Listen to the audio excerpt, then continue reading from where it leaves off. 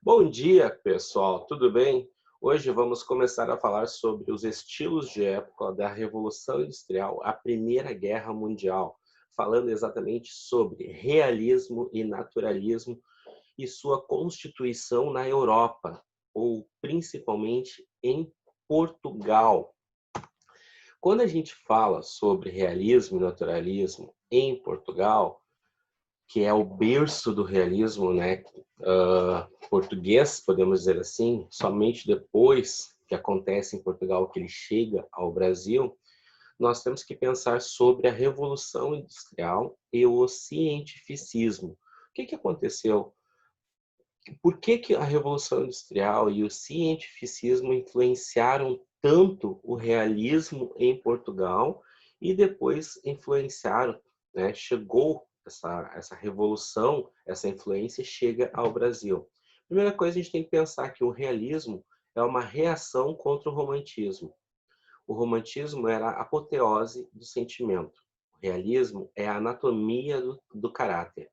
É a crítica do homem, é a arte que nos pinta a nossos próprios olhos, para condenar o que houver de mal na nossa sociedade. Palavras de Eça de Queiroz, para designar o que é o realismo. Essas, essas palavras foram pronunciadas em uma das conferências democráticas que aconteceram como base de fundamentação, de sustentação do realismo. Vamos falar um pouquinho sobre a Revolução Industrial.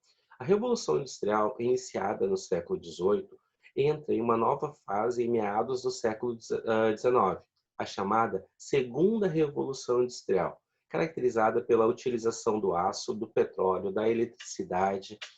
Uh, Ao mesmo tempo, o avanço científico leva a novas descobertas no campo da física e da química.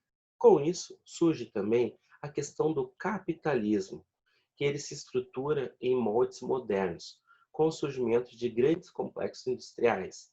Por outro lado, a massa operária urbana avoluma-se, formando uma população marginalizada, que não partilha os benefícios gerados pelo progresso da Revolução Industrial, mas, ao contrário, ela é explorada e sujeita às condições subhumanas de trabalho, ou seja, com essa reflexão da vida operária, com essa reflexão sobre o que é o capitalismo, vai surgir como, digamos, bases de construção do realismo, também determinados filósofos que vão criticar a sociedade nesse sentido. E essas críticas ao capitalismo é que vão dar sustentação a uma sociedade ou a uma visão que vai ter o homem como foco ou vai tentar mostrar os problemas que a sociedade está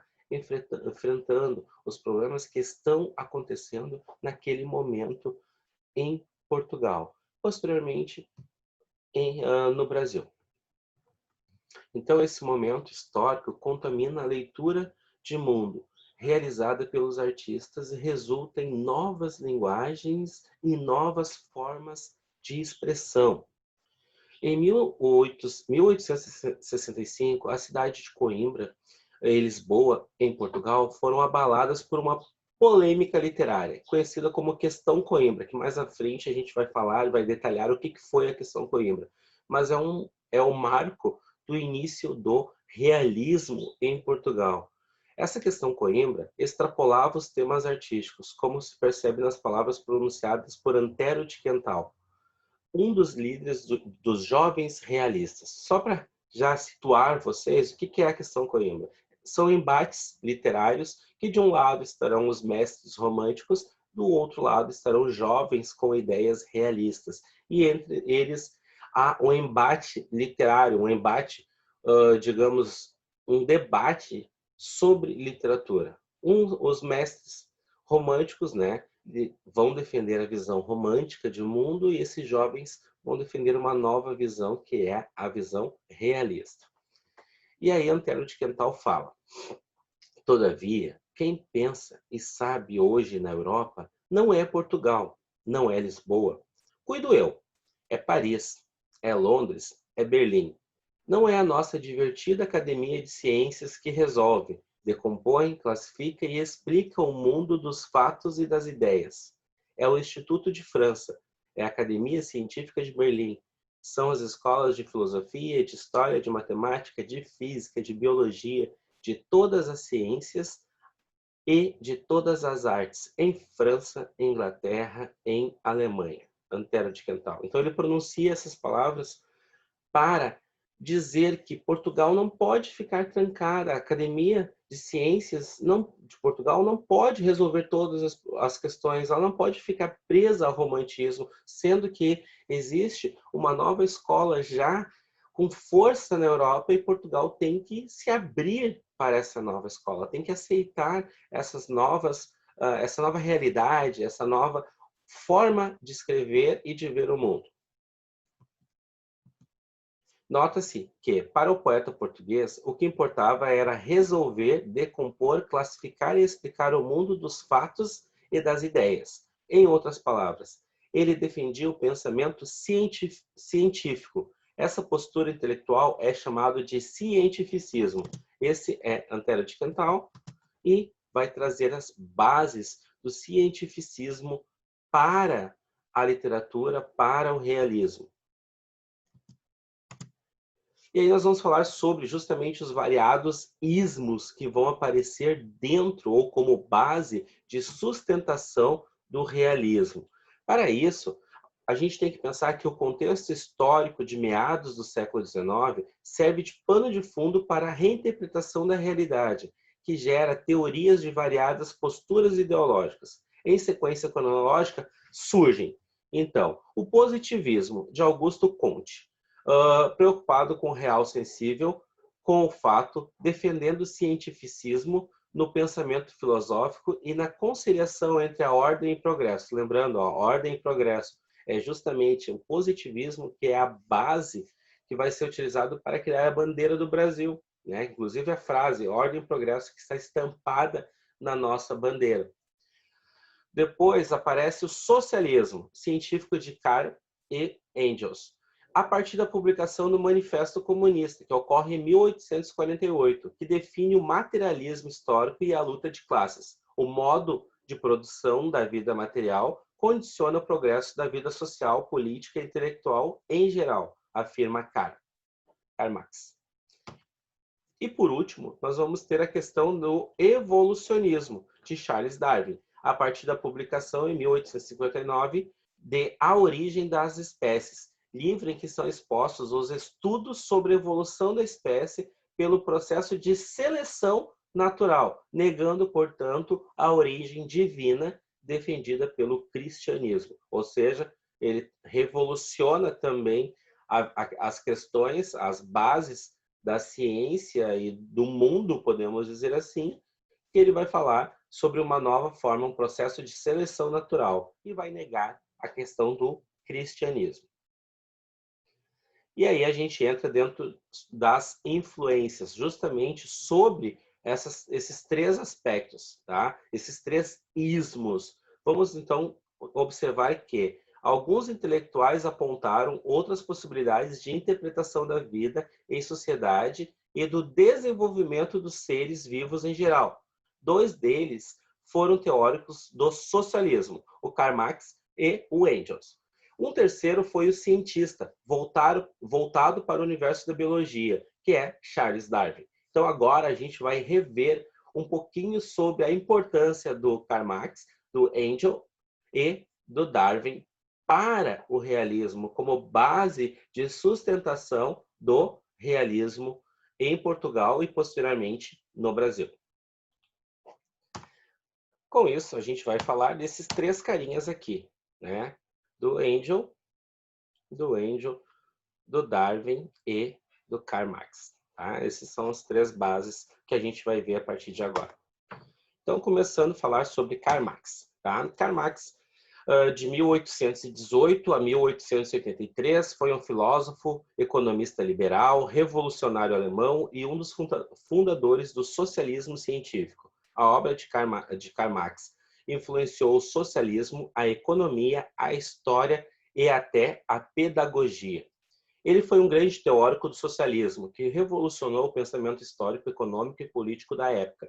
Entre suas principais obras está O Capital, conjunto de livros em que analisa e critica o capitalismo. Ainda, ingressou primeiro na Universidade de Bonn e mais tarde transferiu-se para Berlim com o intuito de estudar direito. Abandonaria o curso para se dedicar ao estudo da filosofia na mesma instituição. Aqui uma fotinho dele. Ainda, sobre Karl Marx, nós podemos dizer que a vida de Karl Marx não seria nada fácil, pois ele liderou publicações que criticavam duramente o governo alemão. Por isso, ele foi expulso da França e da Bélgica a pedido do governo alemão. Graças a uma arrecadação de fundos feito por seus admiradores e amigos, ele parte para Londres, onde continua suas investigações, continua seus estudos, suas publicações, suas críticas. Ainda, para ele, as condições econômicas e a luta de classes são agentes transformadores da sociedade. A classe dominante nunca deseja que a situação mude, pois se encontra em uma situação muito confortável. Já os desfavorecidos têm que lutar pelos seus direitos, e esta luta é que moveria a história.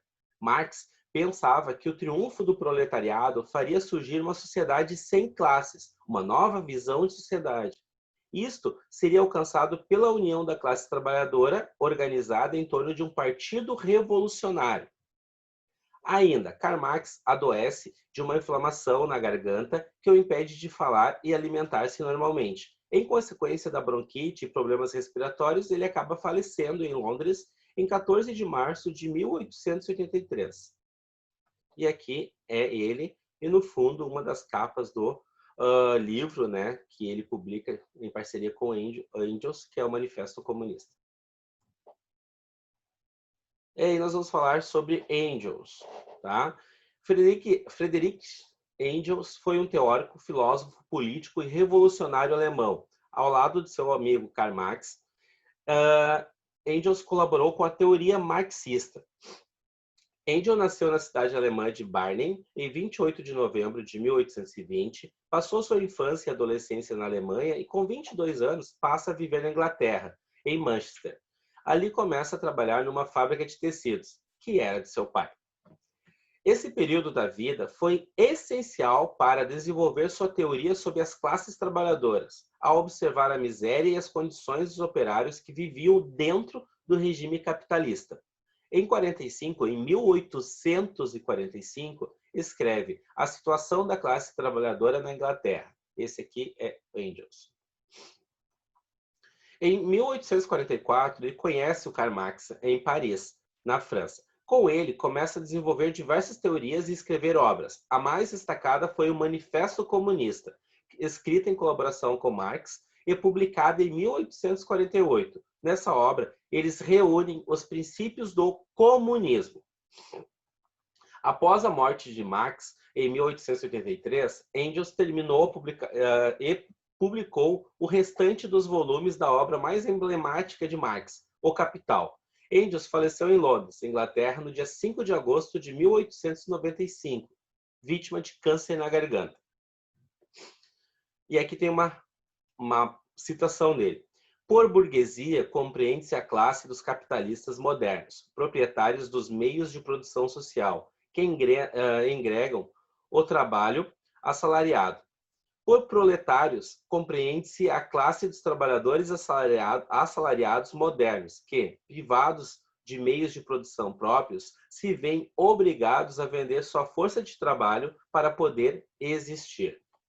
Tá? E aqui é um monumento que existe na Alemanha em homenagem a esses dois filósofos tão importantes na história do socialismo e na história do capitalismo, nessa questão socialismo-capitalismo. Tá? Esse monumento fica na Alemanha.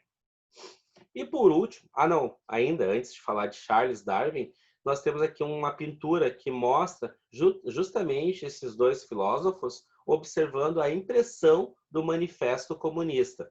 Marx e Engels acompanham a impressão do Manifesto do Partido Comunista. O manifesto conclamava os operários da indústria a lutar contra o modo de produção capitalista burguês, considerado pelos filósofos altamente explorador e causador de pobreza e desigualdades irreversíveis. A palavra trancou aqui. Pobreza e desigualdades irreversíveis.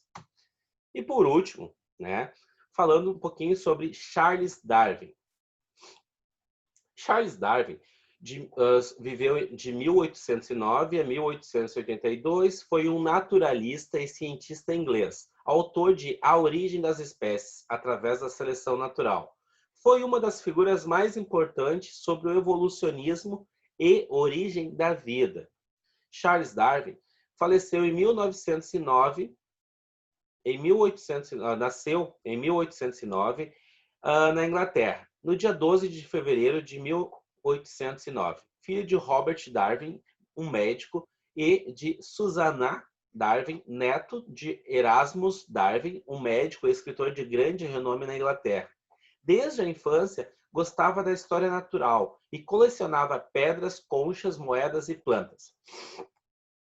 Nascido na Inglaterra, Charles Darwin viajou ao redor do mundo a bordo de um navio por 5 anos para pesquisar animais, fósseis e plantas. O resultado foi a teoria da evolução e sua obra, A Origem das Espécies. Pessoal, nessa viagem que ele ficou 5 anos dentro de um barco, viajando ao redor do mundo, o nome do barco era Beagle, e inclusive ele passa pelo Brasil e recolhe aqui do Brasil alguns insetos, algumas plantas e leva com ele para essa análise, para essa sua observação e criação da sua obra A Origem das Espécies. Então ele passa pelo Brasil quando o navio Beagle passa por aqui para fazer os estudos dele. O principal tema das pesquisas de Darwin sempre foi o problema da evolução das espécies. Assim formulou sua teoria da evolução baseado na seleção natural, nos efeitos da ação direta das condições do ambiente sobre os organismos, e nas variações que nos parecem, em nossa ignorância, surgir espontaneamente. Ainda, uma citação de Ernest Mayr sobre a questão da evolução das espécies. A evolução é a ideia mais profunda e abrangente dos últimos 2 séculos. Este evento talvez represente a maior evolução intelectual experimentada pela humanidade. Foi descrita em detalhes pela primeira vez em 1859, no livro A Origem das Espécies, de Charles Darwin. Ele questiona não só a crença na constância do mundo, mas também a causa da notável adaptação dos organismos e, de forma ainda mais chocante, a posição única do homem no mundo dos seres vivos. Darwin também propôs uma explicação para a evolução que não se apoiava em poderes ou forças sobrenaturais. O pensamento evolucionista se disseminou durante a segunda metade do século XVIII e a primeira metade do século XIX. Não apenas na biologia, mas na linguística, na filosofia, na sociologia, na economia e em outros ramos do pensamento. Mesmo assim, permaneceu por longo tempo como um ponto de vista minoritário. Observe sobre a questão da influência e da importância do manifesto criado por Charles Darwin, a teoria da evolução, ou o livro, né, que ele publica, que ele cria, que vai mudar o pensamento da época e vai virar uma obra que vai passar de geração por geração e uma importância muito significativa. E aí começamos a falar sobre a questão do realismo e do naturalismo em Portugal, que é a base de criação do que a gente conhece no Brasil hoje. E quais foram os marcos em Portugal e no Brasil, né? Primeiro, o início do realismo português está ligado à questão Coimbra, que nós vamos falar sobre ela daqui a pouquinho, já dei uma breve introdução lá nos primeiros slides, que aconteceu em 1865, e as conferências democráticas do Cassino Lisbonense, que ocorreram em 1871, também vamos falar dela daqui a pouquinho, e a publicação do romance O Crime de Padre Amaro, que ocorreu em 1875, de Eça de Queiroz. Essa obra é a obra que introduz o realismo em Portugal. Então, O Crime de Padre Amaro. Recomendo que vocês leiam, mas já ressalto que é uma obra que é realista. E é o próprio nome, o crime de Padre Amaro, já traz em si um determinado mistério. Observe que vai acontecer alguma coisa em referência que vai fugir do tradicional ou da tradicional vida de um determinado padre. Se não, eu recomendo que vocês leiam a obra na íntegra, mas se não conseguirem ler a obra, recomendo que vocês procurem um filme, né? Há um filme, O Crime de Padre Amaro, que é uma livre adaptação dessa obra, desse livro de Eça de Queiroz, que vai te dar uma boa ideia do que acontece no enredo clássico da obra. O fim da chamada escola realista ocorre, né, em Portugal no ano de 1890, data em que Eugênio de Castro publica O Aristos, um livro de poesias inspirada no simbolismo francês. Então, ó, o marco, o ano 1871, e podemos dizer 3 eventos marcam, né, o início desse realismo em Portugal. A obra em si é O Crime do Padre Amaro, mas temos que pensar que está envolto a questão Coimbra e as conferências democráticas. O fim é 1890, com a publicação de O Aristos, de Eugênio de Castro. Essas datas, essas obras são muito importantes para vocês. Então, já no Brasil, nós vamos ter 3 marcos para inaugurar o realismo. Oficialmente, o realismo em Portugal começa em 1881. Por quê? De fato, esse ano foi um ano muito fértil para a literatura brasileira. Por quê? Porque nós tivemos a publicação de 3 narrativas fundamentais que vão modificar o curso de nossas letras. A primeira obra publicada é O Mulato, de Aloysio Azevedo, considerado o primeiro romance naturalista brasileiro. Já Memórias Póstumas de Brás Cubas, de Machado de Assis, é considerado o primeiro romance realista brasileiro. E O Alienista, também de Machado de Assis, é uma novela exemplar que foi publicada em capítulos na revista A Estação, de 1881 a 1882. Então, são 3 publicações: O Mulato, Aloysio Azevedo, Memórias Póstumas de Brás Cubas, de Machado de Assis, e O Alienista, de Machado de Assis. Essas 3 obras vão mudar o curso da literatura ou das letras no Brasil, porque vai quebrar a hegemonia romântica, o ideal romântico, e vai mostrar uma nova visão de mundo, uma visão naturalista e uma visão realista de mundo. A velha ordem portuguesa em debate, a questão Coimbra e as conferências democráticas. Começando a falar sobre a questão Coimbra. O que foi a questão Coimbra? Então, a questão Coimbra, também chamada de questão do bom senso e bom gosto, representou uma polêmica travada em 1865 entre os literatos portugueses. Desde o início da década de 60, os jovens estudantes de Coimbra já estavam atentos a tudo o que acontecia de novo nos principais centros culturais da Europa. O acesso a essas informações tornou-se mais crítico em relação à literatura da chamada Escola de Lisboa, cuja romântica visão do mundo consideravam ultrapassada. Observe, eles já consideravam a Escola de Lisboa, a Academia de Lisboa, ultrapassada, porque o mundo já tinha contato com o realismo. Então, esses jovens começam a questionar a academia, a questionar se Portugal não necessita se atualizar em referência ao que está acontecendo no mundo. Então, a partir de 1864, aprofundaram-se as divergências entre os velhos mestres românticos de Lisboa e os estudantes de Coimbra. Neste ano, o Teófilo Braga publica a obra Visão dos Tempos e Tempestades Sonoras, e Antero de Quental, Odes Modernas. São poesias revolucionárias preocupadas com o momento histórico, com nítida função social, ou seja, completamente contrária a tudo que o romantismo pregava. Assim, de um lado estavam Antônio Feliciano de Castilho, escritor romântico português; de outro lado, o grupo de estudantes da Universidade de Coimbra, Antero de Quental, Teófilo Braga e Vieira de Castro. A questão Coimbra foi o marco inicial do movimento realista em Portugal. Ela representou uma nova forma de fazer literatura, trazendo à tona aspectos de renovação literária, aliado às ideias que surgiram na época em torno das questões científicas. Por isso, ela se afasta dos moldes ultrapassados dos ultrarromânticos, atacando, assim, as posturas de atraso cultural da sociedade portuguesa da época.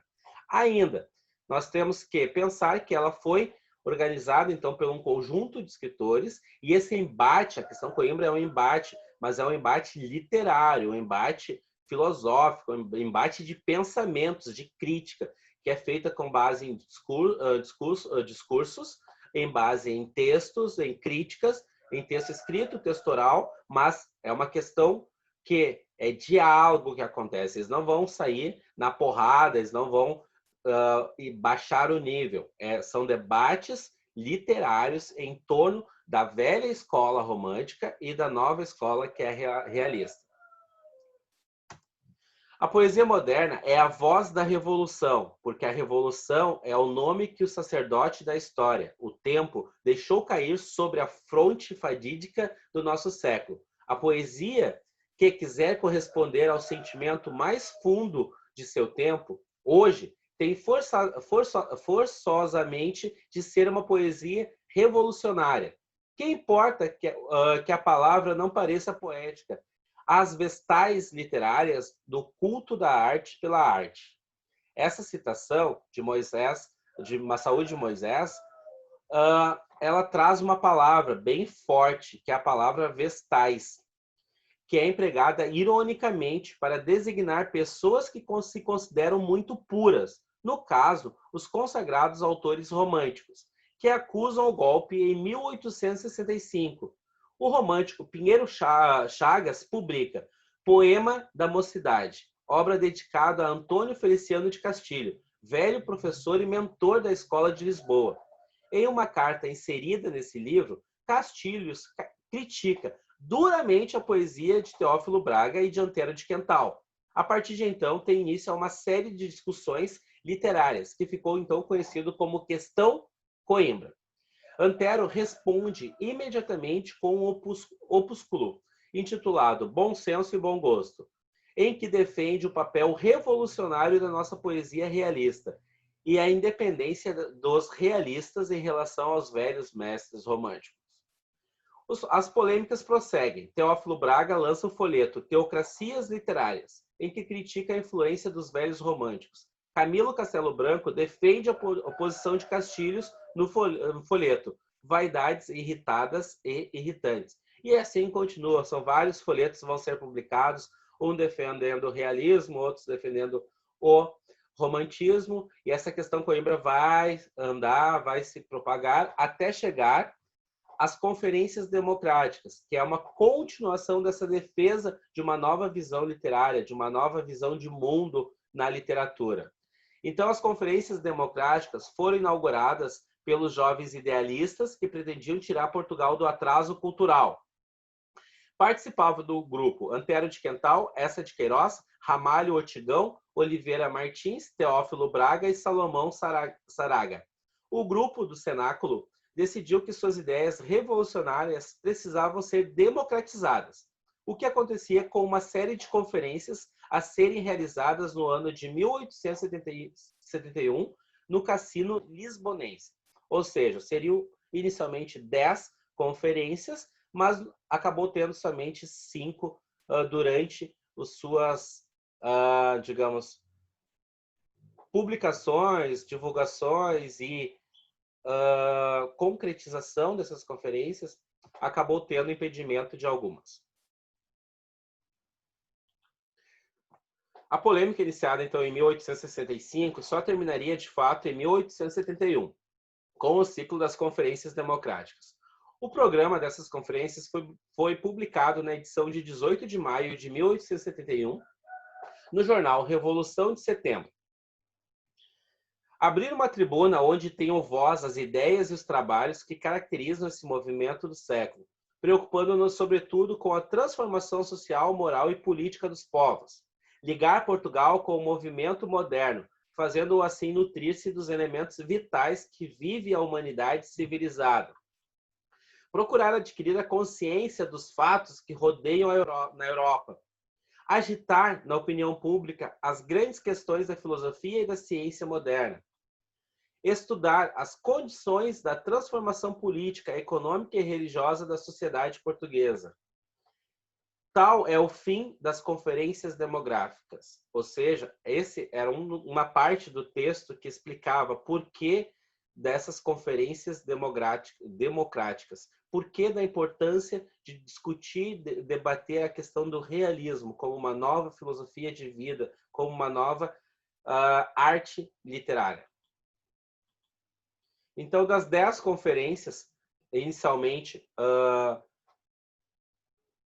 planejadas, apenas 5 foram pronunciadas, por abordarem temas como os historiadores críticos de Jesus, o socialismo, a república, a instrução primária, dedução positiva da ideia democrática. 5 delas foram proibidas pelo governo. Segundo autoridades, atacavam a religião e as instituições políticas do Estado. A 4ª conferência, intitulada O Realismo como uma Nova Expressão da Arte, foi pronunciada por Eça de Queiroz. Nela, o escritor atacava o romantismo e expunha os valores realistas, ressaltando o caráter social da literatura e seu valor como agente de transformação de uma sociedade obsoleta. Aqui tem uma foto dos organizadores e debatedores dessas conferências democráticas. E ainda, o que é, pois, o realismo? É uma base filosófica para todas as concepções do espírito, uma lei, uma carta de guia, um roteiro do pensamento humano na eterna região do belo, do bom e do justo. Assim considerado, o realismo deixa de ser, como alguns podiam falsamente supor, um simples modo de expor, minudente, trivial, fotográfico. Isso não é realismo, é seu falseamento. É o doar-nos a forma pela essência, o processo pela doutrina. O realismo é bem outra coisa. É a negação da arte pela arte. É a proscriação do convencional, do enfático e do piegas. É a abolição da retórica considerada como arte de promover a comoção, usando da inchação do período, da epilepsia da palavra, da congestão dos tropos. É a análise como fito na verdade absoluta. Palavras que foram ditas em uma das conferências, na 4ª conferência, por Antero de Quental.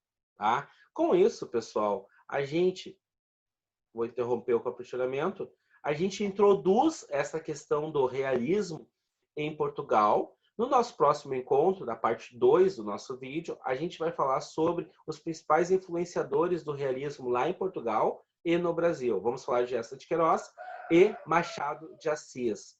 E vamos avançar e encerrar, digamos assim, esse momento da literatura portuguesa. Lembrando que essa matéria é o capítulo 16 do nosso livro didático, então é a base, né, a introdução da nossa literatura, todo o conteúdo foi elaborado com base no que traz o livro didático de vocês, tá? Então, no próximo encontro, continuamos falando sobre os escritores realistas portugueses e a influência de Machado de Assis no realismo no Brasil e no mundo.